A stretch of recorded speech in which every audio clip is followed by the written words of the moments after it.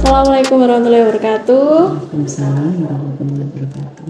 Saat ini saya sedang mewawancarai Kepala SMA Negeri 1 Bulelawang dengan Ibu Hari Kusrini SPD MM. Selamat pagi Ibu Hari. Selamat pagi Bu Aulia. Terima kasih atas waktunya Ibu Hari karena saya sekarang diberi izin untuk mewawancarai Ibu terkait dengan kasus-kasus dilema etika. Sebelumnya saya ingin bertanya, Ibu Hari sudah menjabat kepala sekolah di sini selama berapa tahun ya Bu? Saya 1 tahun pas. 1 tahun ya, 1 tahun 2 bulan lah. Iya. Kalau sebelumnya di mana ya Ibu? Saya di SMA Negeri 1 Dampit. 1 Dampit. Iya. Itu selama berapa tahun Ibu? Di sana 1 tahun. 1 tahun. Iya. Baik Bu, berarti kan Ibu sudah banyak pengalamannya selama menjadi kepala sekolah. Ini nanti yang akan saya gali dan akan menjadi pembelajaran bagi saya juga tentang bagaimana mengambil sebuah keputusan yang mengandung nilai kebajikan universal. Boleh saya mulai Ibu untuk pertanyaan pertama? Selama ini bagaimana Ibu dapat mengidentifikasi kasus-kasus yang merupakan dilema etika atau bujukan moral? Iya, seperti di teori-teori kalau dilema etika itu yang lebih sulit dalam pengambilan keputusan karena dua-duanya mengandung kebenaran gitu ya. Dua-duanya mengandung kebenaran tetapi kita dipaksa untuk mengambil satu keputusan gitu. Mana yang harus kita ambil di dalam dua-dua kebenaran itu. Kalau bujukan moral itu sudah jelas ada hal-hal negatif, itu lebih mudah dalam pengambilan keputusan. Mungkin di situ Bu Aulia bagaimana memilah kasus itu ya seperti teori tadi gitu. Iya Bu. Kemudian Ibu selama ini bagaimana Ibu menjalankan pengambilan keputusan di sekolah, terutama untuk kasus-kasus di mana ada kepentingan yang sama-sama benar atau sama-sama mengandung nilai kebajikan? Iya, memang agak berat di sini, tetapi saya kalau mengambil keputusan mana yang terbaik, pasti di antara kedua yang benar ada yang terbaik. Mungkin ada pertanyaan atau contoh gitu ya. Jadi misalnya ini ada guru izin gitu ya, izin karena sakit atau kan memang betul-betul sakit. Di satu sisi ini siswa harus mendapatkan pembelajaran gitu. Ini juga sangat-sangat dilema kadang-kadang saya, tetapi separah apa sakitnya gitu kadang-kadang oke disembuhkan dulu baru nanti kita bisa mengatasi anak-anak ini dengan mungkin dari LPMP-nya atau dari piketnya untuk mengawasi anak-anak itu. Jadi ini banyak kasus kalau kita sebagai kepala sekolah hal-hal yang demikian tuh banyak sekali gitu. Jadi di satu sisi memang ini menyangkut nasibnya seseorang, di satu sisi ini menyangkut nasibnya institusi. Gitu. Mana yang harus saya ambil adalah mana yang memang untuk kepentingan orang banyak atau yang lebih urgen gitu. Itu mungkin Bu Aulia. Iya Ibu. Jadi harus mengetahui skala prioritasnya begitu ya Bu dengan garis bawah. Baik Bu. Kemudian apakah ada langkah-langkah atau prosedur yang biasa Ibu terapkan selama ini dalam pengambilan sebuah keputusan Bu? Iya. Kalau itu keputusan yang harus cepat saya ambil, mungkin prosedurnya seketika itu harus saya ambil keputusan yang terbaik. Tetapi kalau memang itu satu keputusan masih ada butuh waktu, ada tenggang waktu, mungkin yang pertama kita harus diskusi dulu atau koordinasi dulu, mungkin dengan yang bersangkutan atau dengan staf manajemen, karena ini menyangkut nasib institusi atau satuan pendidikan dan masih ada jenjang waktu untuk pengambilan keputusan. Dari beberapa argumen atau pendapat dari staf manajemen mungkin nanti bisa kita ambil satu keputusan, begitu Bu Aulia. Baik Bu. Luar biasa ya. Kemudian hal-hal apa saja yang selama ini Ibu anggap efektif dalam mengambil keputusan pada kasus dilema etika?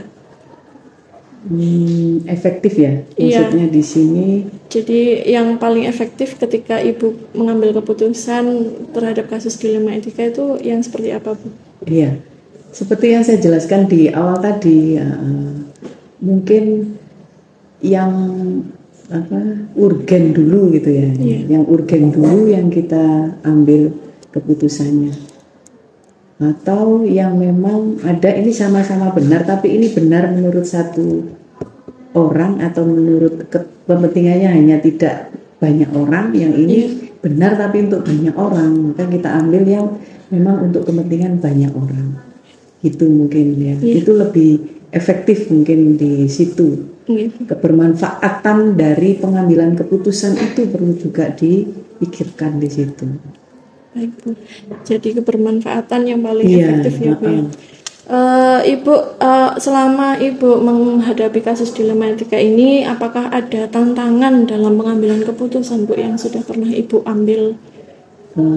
Sangat banyak. Kalau kita mau jadi kepala sekolah ini ya harus siap lahir batin gitu ya.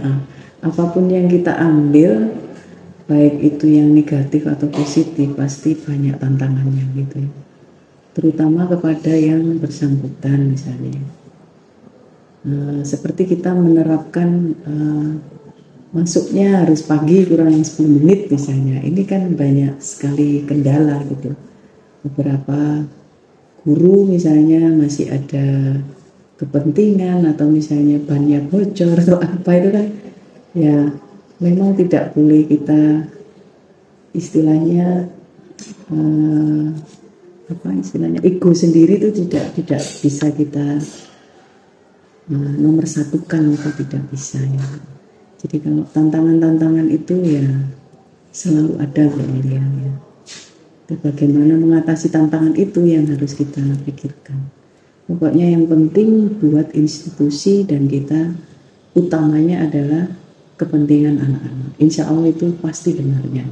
Apakah Ibu memiliki sebuah jadwal tertentu dalam sebuah penyelesaian kasus dilema etika, atau apa Ibu langsung menyelesaikan di tempat atau menentukan jadwal dalam penyelesaiannya begitu Bu?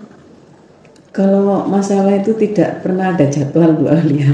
Jadi penyelesaiannya ya tidak perlu kita jadwal, harus segera kita selesaikan. Kenapa? Kalau kita tidak segera selesaikan, akan muncul kegiatan lagi, akan muncul satu permasalahan lagi. Ya, begitu ya Bu ya. Kemudian Ibu, apakah ada faktor-faktor yang mempermudah atau membantu Ibu dalam mengambil sebuah keputusan terkait kasus dilema etika Ibu? Faktor-faktor yang membantu, ya. Bisa Bu Aulia jadi kalau kita menjadi satu manajer atau pemimpin, itu kita bisa mengajak kepada pengalaman orang lain, atau kita dengan literasi membaca gitu ya. Jadi walaupun saya mungkin Bu Aulia bilang sudah pengalaman banyak, belum, saya punya senior-senior yang sangat berpengalaman, sehingga itu yang bisa membantu saya. Kalau itu dari unsur eksternal ya, kalau dari unsur saya sendiri bisa belajar dari mana saja gitu. Untuk yang pengambilan keputusan, kalau ada dilema etika, faktornya yang membantu mengambil keputusan di samping itu bisa juga saya pelajari dari permasalahan itu. Apa sih masalahnya, kenapa gitu. Baik Bu, dari semua hal yang Ibu sampaikan ini, pembelajaran apa Bu yang Ibu dapat dari pengalaman Ibu ketika mengambil sebuah keputusan dalam dilema etika, yang mungkin yang paling berkesan bagi Ibu, yang menjadikan sesuatu pelajaran dalam kehidupan gitu? Iya, bahwa di dunia ini memang tidak abadi seperti hukum Allah gitu ya. Sehingga apapun yang kita ambil satu keputusan itu pasti ada tantangan atau efek yang mungkin membuat orang lain merasa kecewa, tetapi harus tetap kita pertahankan bahwa keputusan bersama atau kepentingan bersama itulah yang utama. Itu mungkin ya. Dan terima kasih atas ilmu-ilmunya yang disampaikan hari ini. Semoga jadi kaca buat saya untuk selalu bercermin dengan Ibu. Okay. Baik Bu, terima kasih. Assalamualaikum warahmatullahi wabarakatuh. Assalamualaikum warahmatullahi wabarakatuh Ibu. Waalaikumsalam warahmatullahi wabarakatuh Mbak Lia. Bagaimana kabarnya Bu? Ya alhamdulillah baik-baik saja. Baik Ibu, terima kasih sudah memberikan saya kesempatan untuk mewawancarai Ibu. Ya. Sebelumnya saya ingin memperkenalkan diri. Saya Ibu Desi Anggraini. Saya adalah kepala sekolah di SPS Jeruk 16 Semboro. Berarti Ibu sudah lama menjadi kepala sekolah? Iya, kalau kepala sekolahnya mulai 2016 diangkat sebagai kepala sekolah. Sebelumnya mengajar ya juga tempatnya di SPS Jeruk 16 mulai 2008. Sudah lama pengabdiannya. Ya. Baik Ibu, untuk pertanyaan pertama ini saya ingin bertanya bagaimana cara Ibu itu mengidentifikasi sebuah permasalahan yang merupakan dilema etika atau pijakan moral selama Ibu menjadi kepala sekolah atau menjadi guru di lembaga Ibu. Iya, gini Mbak, kalau saya suruh itu identifikasi, saya itu dapat laporan dari teman sejawat di lembaga kami, terus ya itu nanti tengah-tengah kita rundingkan bersama, jadi kita mengidentifikasinya melalui info dari teman-teman sejawat tersebut. Baik. Kemudian Ibu, ketika ada sebuah permasalahan tersebut, langkah apa atau bagaimana cara Ibu menjalankan pengambilan keputusan di sekolah Ibu, terutama untuk kasus-kasus di mana itu ada dua kepentingan yang sama-sama benar atau sama-sama mengandung nilai kebaikan? Ya, itu balik lagi ya Mbak, kita rundingkan bersama. Untuk masalah kasus yang pribadi, kita panggil dulu yang punya masalah itu, terus kita rundingkan dengan teman-teman yang ada di lembaga gimana enaknya. Untuk pilihan masalah yang sama-sama pentingnya, semua masalah itu kan penting, semua apa yang akan dilakukan semua penting. Tapi kalau masalahnya itu berhubungan dengan lembaga, maka itu Mbak, diambil yang lebih penting lagi kan, gitu pasti ada. Ya, pasti ada yang lebih penting. Skala prioritas berarti ya? Ya, prioritasnya itu yang kalau masalahnya berhubungan dengan lembaga, ya yang dari lembaga dulu harus dilaksanakan gitu.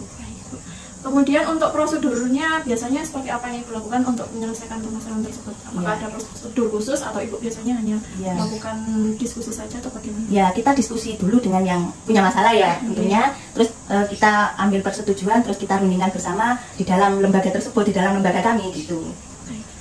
Kemudian Ibu, dalam sebuah permasalahan itu kan dalam pengambilan keputusan itu kan pasti ada keputusan tersebut itu sebuah keputusan yang efektif dan dapat dianggap menyelesaikan masalah atau tidak, seperti itu kan Bu. Nah, untuk yang sudah Ibu alami dan itu sudah menjadi pengalaman Ibu, keputusan yang Ibu anggap efektif dalam menyelesaikan sebuah kasus dilema etika itu yang seperti apa Ibu? Ya, yang seperti yang sudah kita ambil keputusan bersama di dalam rundingan sama ke teman-teman yang ada di lembaga itu Mbak. Jadi kita itu paling efektif suara terbanyak gimana gitu Mbak.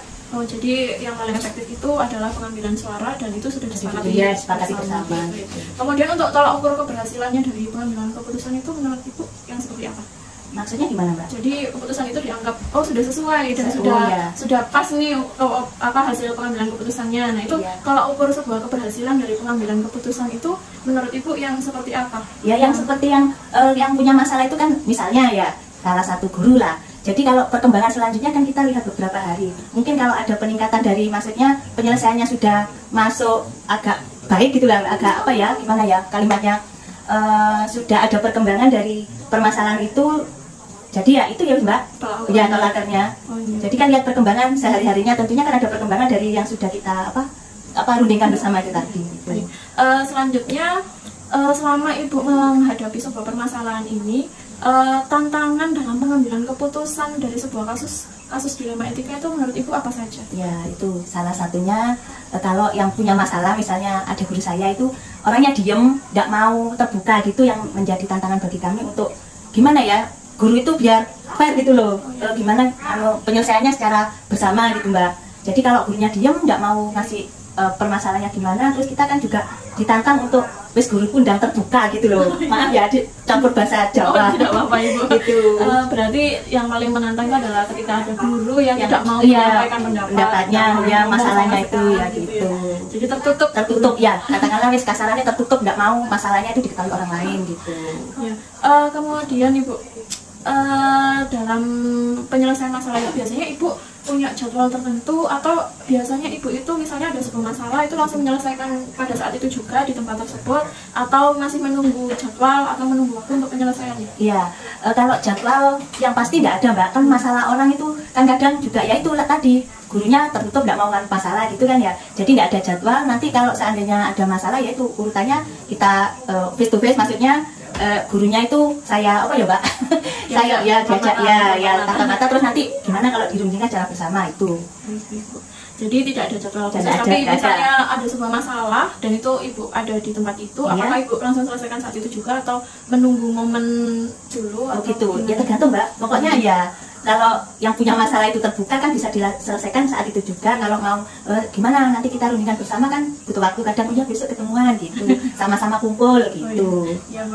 Kemudian Bu, apakah ibu memiliki atau ada seseorang atau faktor-faktor yang selama ini mempermudah atau membantu ibu dalam pengambilan keputusan dalam kasus-kasus dalam etika? Iya, kalau seseorang sih tidak punya, yaitu musyawarah lagi itu yang membuat kita ya Berarti untuk penyelesaiannya. faktor yang mempermudah ibu bagi ibu itu adalah anggota lembaga yang bisa diajak bermusyawarah itu. bermusyawarah itu. Wis, katakanlah intinya kita semua permasalahan dimusyawarahkan, terus gimana mufakatnya gitu aja Mbak. Jadi selama ini seperti itu. Yang selanjutnya ibu, dari semua hal yang telah disampaikan oleh ibu, kemudian pembelajaran yang dapat ibu petik dari pengalaman ibu itu kira-kira seperti apa ya? Pengalaman yang saya petik itu ya semua masalah itu pasti ada penyelesaiannya. Tapi kita ya perlu menampung pendapat dari orang-orang yang ada di sekitar kita itu aja. Jadi untuk pengambilan sebuah keputusan yang ibu dapatkan dari pengalaman Iya. adalah harus mendengarkan Itu. pendapat dari orang Yang lain, bersangkutan ya. atau dari orang lain untuk penyelesaian sebuah masalah. Masalahnya ya dirundingkan. Wis pokok intinya musyawarah untuk mufakat, biarpun masalah itu kan masalah yang berkaitan dengan lembaga kita gitu Mbak. Ya. Yang terakhir ya Bu ya, apa ibu punya rencana lanjutan dalam menjalani pengambilan keputusan yang mengandung unsur dilema etika ke depannya Bu? Ya, lanjutannya nanti kita kan lihat permasalahannya itu apa masih tambah nemen, apa maksudnya kok tambah nemen gimana ya? Permasalahannya Lebih parah. lebih parah atau sudah mendingan atau sudah terselesaikan secara apa ya? Wis gak ada masalah gitu loh Mbak, katakanlah. Maaf Mbak, memang kan biasanya bahasa Indonesianya dicampur-campurin ya gini nih. Iya, Gitu Bu. aja. Oh ya, baik Ibu, ini sebuah wawancara yang menambah pengetahuan saya juga. Ya. Jadi yang bisa saya dapatkan juga banyak dari Iya. wawancara saya dengan Ibu. Dan terima kasih untuk waktunya. Saya juga mengucapkan mohon maaf kalau ada kata-kata saya yang kurang berkenan ya Iya. Bu. Dan saya juga mengucapkan terima kasih. Semoga dari apa yang Ibu berikan pada saya bisa saya manfaatkan dengan baik. Iya. Dan bisa menjadi apa ya, tolak ukur saya nantinya untuk menyelesaikan permasalahan yang saya akan hadapi selanjutnya. Iya, saya juga minta maaf. Terima kasih. Ini ya pengalaman saya di lembaga Mbak tentang ya masalah yang jenengan tanyakan tadi. Jadi saya juga minta maaf seandainya ada kata yang campur-campur ya Mbak. Ya, apa-apa, Ibu. Hanya itu yang bisa saya sampaikan. Mohon maaf kalau ada salah kata. Baik, Ibu. Terima kasih ya Iya, Bu iya. atas waktunya. Iya, Saya sama-sama. pamit dulu. Iya. Assalamualaikum warahmatullahi wabarakatuh. Waalaikumsalam warahmatullahi wabarakatuh. Wabarakatuh Bunda Dian. Waalaikumsalam warahmatullahi wabarakatuh. Bagaimana kabarnya Ibu? Alhamdulillah sehat. Alhamdulillah. Ibu terima kasih waktunya sudah mempersilahkan saya, mengizinkan saya untuk mewawancarai Ibu mengenai pengalaman Ibu. Masih menjadi kepala sekolah ya Bu di PAUD Ceria Semboro. Alhamdulillah masih Sudah berapa lama Ibu menjabat sebagai kepala sekolah? sudah 17 tahun lebih. 17 tahun lebih. Tidak ada masa jabatannya ya Bu kalau di PAUD. Baik, Ibu sebelumnya saya di sini tuh ingin mewawancarai Ibu terkait dengan pengalaman Ibu selama menjadi kepala sekolah dan menangani permasalahan dilema etika dan rujukan moral. Apakah Ibu berkenan? Monggo. Baik, terima kasih Ibu. Untuk yang pertama yang ingin saya tanyakan, selama ini bagaimana Ibu dapat mengidentifikasi masalah atau kasus-kasus yang merupakan dilema etika atau rujukan moral yang pernah Ibu lalui? Selama ini kami di PAUD Ceria itu komunikasi itu selalu terjalin dengan guru-guru, dengan warga sekolah. Jadi saya dapat mengetahui di mana nanti terjadi penyimpangan lah istilahnya ya, seperti itu. Saya tahu juga, mungkin dengar juga dari orang lain seperti itu. Berarti dari komunikasi antara pengurus PAUD dan orang-orang sekitar ya. Kemudian Ibu selama ini bagaimana Ibu menjalankan pengambilan keputusan di sekolah, terutama untuk kasus-kasus di mana ada dua kepentingan yang sama-sama benar atau sama-sama mengandung nilai kebajikan? Ini yang terkait dengan PAUD. Iya, boleh PAUD atau pengalamannya Ibu ketika menjadi kepala sekolah. Oh iya, kalau terjadi seperti itu saya akan merundingkan dulu dan melihat kasusnya seperti apa. Kalau memang itu penting, saya akan mengambil yang sangat penting dan kami rundingkan dulu dengan warga sekolah. Ini mana yang harus dijalankan terlebih dahulu, yang diutamakan seperti itu. Jadi tidak mengambil keputusan sendiri. Berarti melibatkan orang-orang di sekitar Ya. yang terkait dengan masalah Ya, tersebut ya. karena berjalannya kan tidak hanya sendiri ya, Ya. karena harus bersama-sama. Baik Ibu. Kemudian apakah Ibu memiliki langkah-langkah atau prosedur yang biasanya Ibu lakukan dalam mengambil sebuah keputusan terkait dengan dilema etika? Saya pertama-tama itu akan mencari kebenaran ya dari permasalahan, kemudian saya identifikasi dulu seperti apa permasalahannya. Kemudian kalau terkait dengan guru saya akan memanggil nanti berkomunikasi secara kekeluargaan dari hati ke hati, dan mungkin nanti kalau memang perlu dibicarakan untuk bersama dengan guru yang lainnya kami akan lakukan. Jadi tidak hanya sekedar mendengar kabar, tapi akan saya konfirmasi dulu. Berarti yang paling utama dilakukan adalah penggalian fakta ya Ibu. Betul. Kemudian setelah itu apakah ada yang lain Ibu yang Ibu lakukan terhadap pengambilan keputusan terkait dilema etika? Nanti kami akan membicarakan dengan guru yang bersangkutan. Kalau memang itu terkait dengan guru, saya akan menyampaikan bahwa ini resikonya yang harus diambil seperti ini. Kalau memang itu siap, monggo. Dan juga mungkin ada sanksi, tapi yang sekiranya sanksi itu tidak terlalu berat sekali kalau menurut saya, yang sekiranya sesuai dengan yang sudah dilakukan. Baik Ibu. Selanjutnya Ibu, hal apa saja yang selama ini Ibu anggap efektif dalam pengambilan keputusan pada kasus-kasus dilema etika? Yang paling efektif yaitu tadi, saya setelah identifikasi saya mengajak berunding dan kami juga mencari solusinya itu bersama. Yang enak bagaimana penyelesaian dari kasus tersebut. Jadi yang lebih efektif itu adalah musyawarah. Ya, komunikasi yang terpenting. Baik Ibu. Biar sama-sama enak. Kemudian Ibu, apakah Ibu pernah mendapatkan sebuah tantangan atau adakah tantangan ketika Ibu menghadapi sebuah permasalahan yang pernah terjadi ketika selama ini Ibu menjabat sebagai kepala sekolah? Pernah. Tantangan itu baik dari dalam atau dari luar itu pasti pernah, tapi selalu mencoba untuk mengambil kebijakan yang terbaik. Kalau tantangan-tantangan itu menurut Ibu yang seperti apa yang bagi Ibu adalah sebuah tantangan? Sebuah tantangan itu yang terkait dengan perkembangan dari lembaga sendiri. Jadi misalkan ada tantangan yang sekiranya mengganggu proses dari pembelajaran, itu merupakan tantangan bagi kami, baik itu dana juga sarpras dan sebagainya, itu termasuk juga tantangan. Baik Ibu, selanjutnya Ibu, apakah Ibu pernah atau memiliki sebuah tata kala atau jadwal dalam menyelesaikan sebuah permasalahan dilema etika, atau ketika ada sebuah permasalahan Ibu langsung menyelesaikan pada saat itu juga, atau Ibu menjadwalkan penyelesaian pada saat sebuah kasus itu terjadi?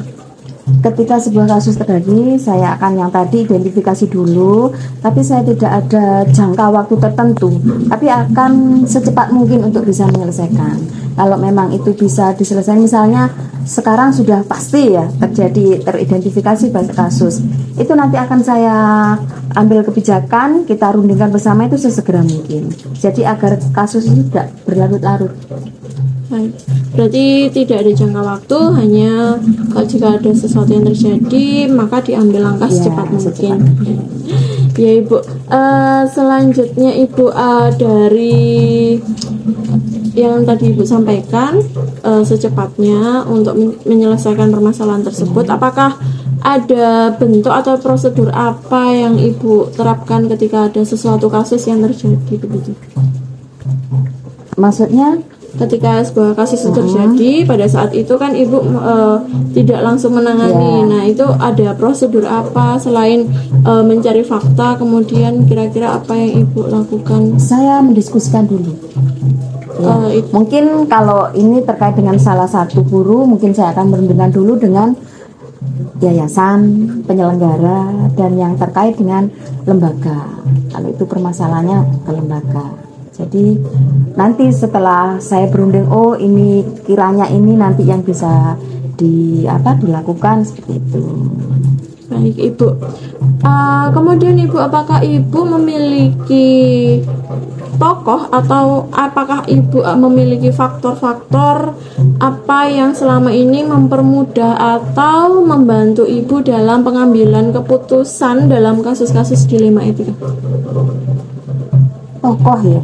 Atau faktor-faktor apa yang membantu Ibu?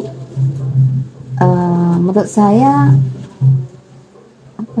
dari kekeluargaan kita itu yang mempermudah menurut saya. Jadi ada komunikasi itu yang mempermudah nanti untuk penyelesaian kasus. Itu. Berarti yang merupakan sesuatu yang sangat membantu dan mempermudah itu adalah komunikasi. Kekeluargaan dan komunikasi. Baik Ibu, dari semua hal yang telah Ibu sampaikan tadi, pembelajaran apa yang kira-kira Ibu dapatkan setelah Ibu mengambil atau memiliki pengalaman dalam pengambilan keputusan dilema etika Ibu? Kalau menurut saya ketika terjadi suatu permasalahan itu kita tidak bisa mengambil keputusan secara sepihak dan juga tidak bisa mengambil keputusan secara gegabah ya, tapi kita harus mencari kebenarannya dulu, kemudian harus merundingkan seperti apa, mendiskusikan, terus mengambil keputusan yang terbaik untuk semuanya. Nanti dari pengalaman Ibu ini nanti juga jadi pengalaman saya ya Bu, untuk menggali fakta dulu baru kemudian mendiskusikan. Apakah Ibu memiliki rencana lanjutan Ibu dalam menjalani pengambilan keputusan yang mengandung unsur dilema etika ke depannya? Saya akan membuat sebuah semacam tata tertib atau peraturan. Jadi penerapan disiplin ya, penerapan komunikasi positif dan juga disiplin di sekolah. Jadi apa-apa yang mungkin nanti kedepannya akan terjadi itu saya identifikasi dulu. Nanti sekiranya pernah pengalaman-pengalaman yang lain akan saya tuangkan di situ menjadi sebuah peraturan. Jadi nanti untuk mempermudahkan agar tidak terjadi hal-hal yang tersebut. Baik Ibu, ini sangat luar biasa sekali saya bisa berkomunikasi dengan Ibu. Pengalamannya selama mendidik di kelas yang dasar, ya PAUD ya Ibu ya. Itu kan berbeda sekali dengan saya yang di kelas tinggi ya Bu. Kalau kelas dasar pasti lebih banyak tantangan. Dan saya mengucapkan terima kasih atas waktunya Ibu. Ini semoga nanti dari jawaban Ibu bisa bermanfaat bagi saya dan bisa saya terapkan juga ke depannya baik terhadap murid atau rekan kerja saya. Semoga sukses. Terima kasih doanya Ibu, saya ucapkan sekali lagi terima kasih dan mohon maaf kalau ada kata-kata saya yang kurang berkenan. Sama-sama, sukses selalu. Terima kasih Ibu atas waktunya. Karena ini wawancaranya sudah selesai, saya pamit dulu. Wassalamualaikum warahmatullahi wabarakatuh. Waalaikumsalam warahmatullahi wabarakatuh.